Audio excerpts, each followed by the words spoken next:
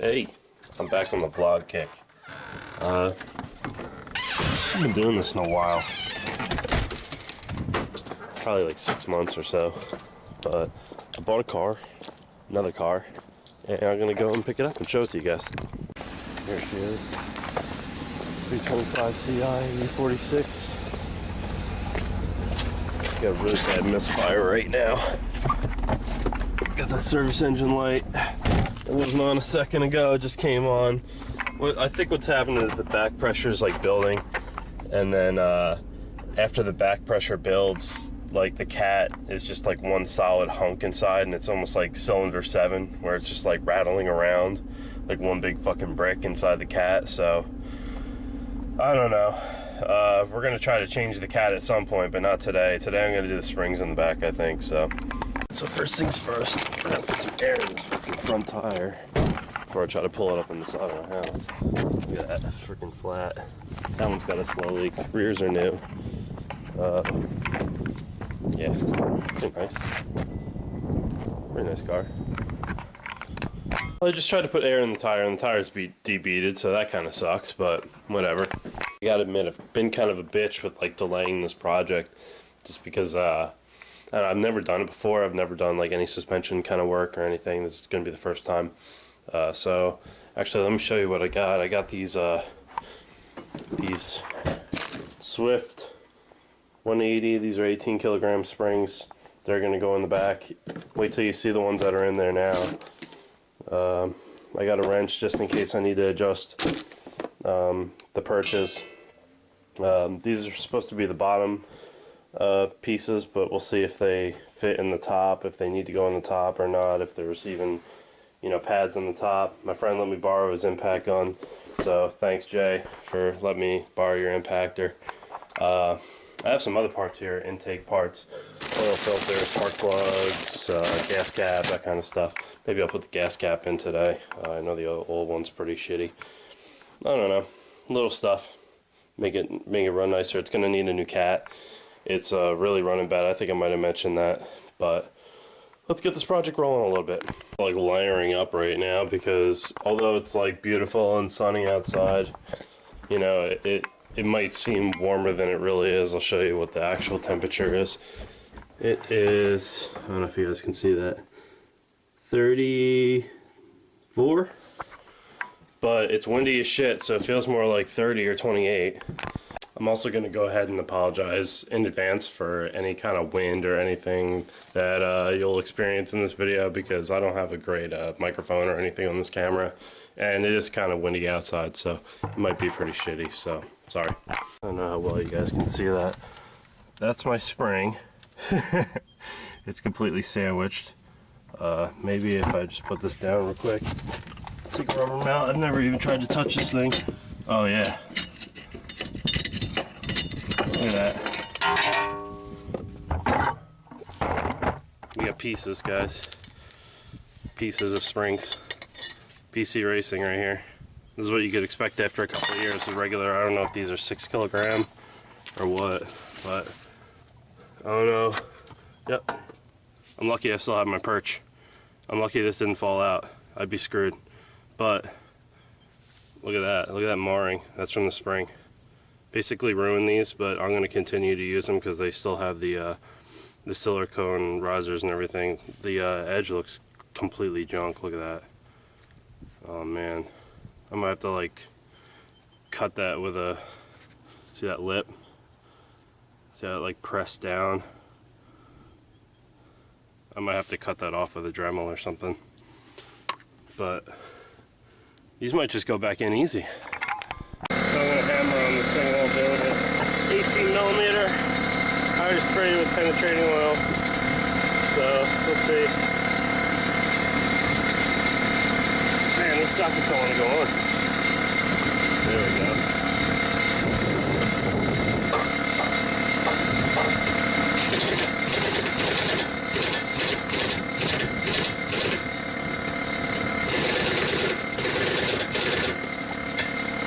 Not getting any movement.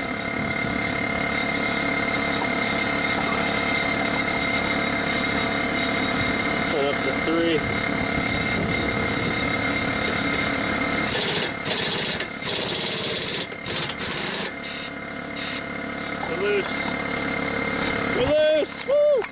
fun, guys. Being outside. Oh, working on cars. I always wanted to do this kind of stuff. Now I have my chance.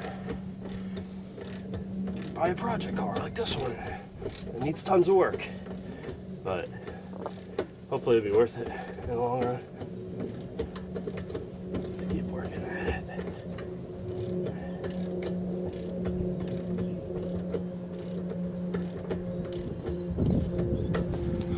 Whew. Hey, so actually I cut the cap off this stupid, you know, like this spring pad, and had to like grind the edges down to get the perch to like fit in there properly, you know. And now I'm gonna seat it upside down instead to see if I can get the spring in any easier. I just got it in. Look at that, like butter. Just probably turn it around so you can see that Swift 180. I'll work on it for a little minute. I have to say, they look a whole lot better than these. Hell yeah. I got all my jacks clear. It's gonna let down nice and slow.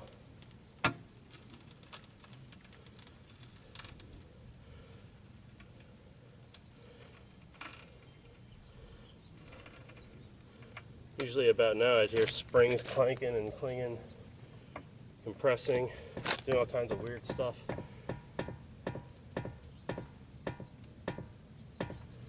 Almost there. Almost there.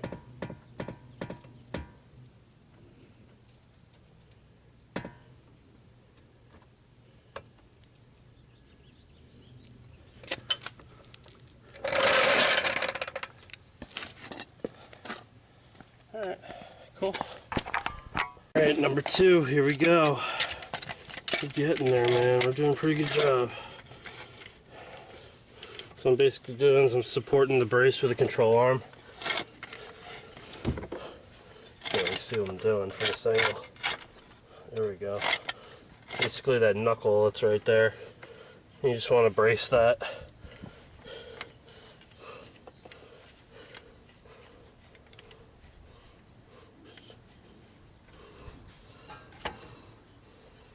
Right on. There we go. So we're basically braced. Took the pressure off that corroded spring. Look at that. Nice. Nice, right? Looks great. Yeah. So, what do we got? We got our impact gun. We got our 18. We're gonna go ahead and...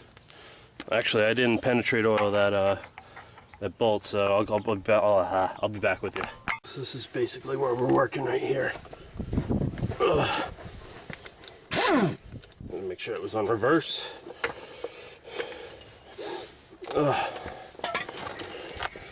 Coming from the opposite way because I'm not laying underneath this thing.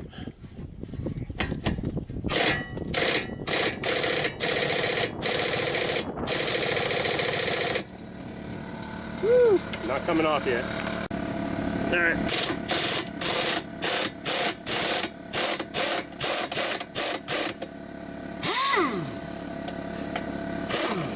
There we go. Boom.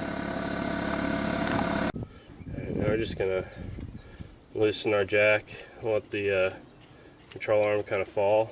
I also have this jack underneath the front part of the control arm. I'm just gonna move that out because it's not gonna come out unless you move that, because you got to pull down on this pretty hard. That's far enough with the jack. Push down. Springs out. This one's actually in one piece, surprisingly. There's a lot of like junk, like sand and stuff underneath the control arm, like somebody was doing burnouts in the sand.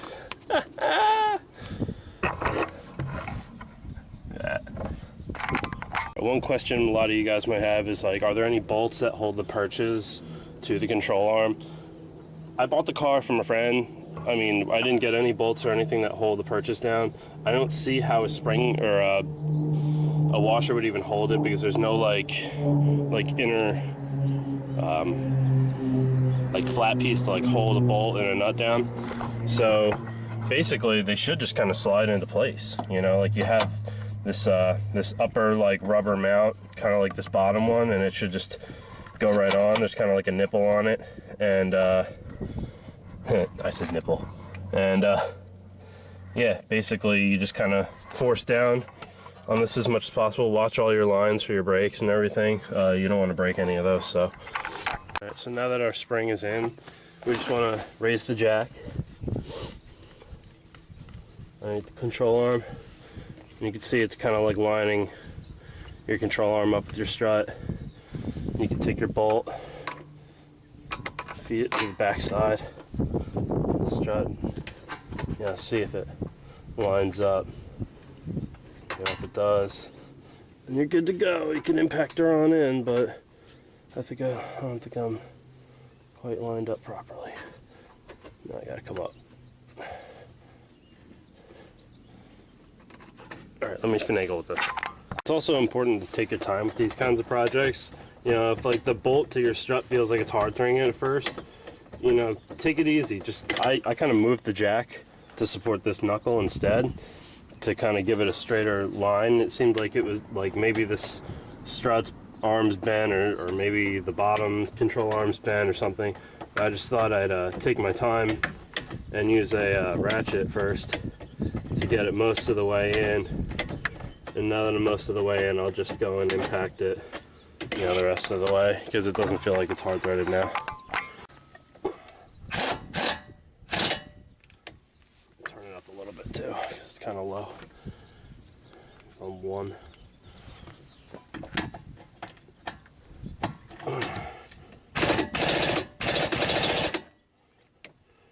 Make sure it's on there good.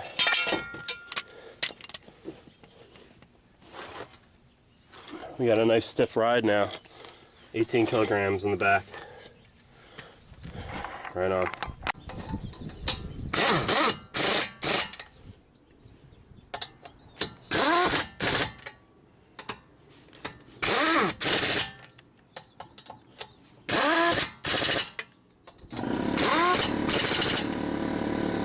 Nice. As you can see, I'm not exactly stance boy in the back anymore. There's plenty of gap. I'll have to go back and maybe get new perches, because those ones that I have on there are certainly not adjustable. They're completely rusted. Even putting them in the vise and trying to wrench on them, they wouldn't come loose. The fronts are ridiculous. They're gonna rub like a son of a bitch trying to turn now. But I'm not gonna be driving this car, basically because I have a flat and I don't have any tires left. I just did the rears. Maybe I should have saved one for the front, but it is what it is, and I'll have to order 2 new ones. So that'll probably be a project in the near future, just going to the tire shop, have them mounted and balanced. But I'm just glad that the rear is going to be super stiff. I'll lower it eventually. Yeah. Sweet. So the BMW is running a lot better now. Riding down the street a lot smoother.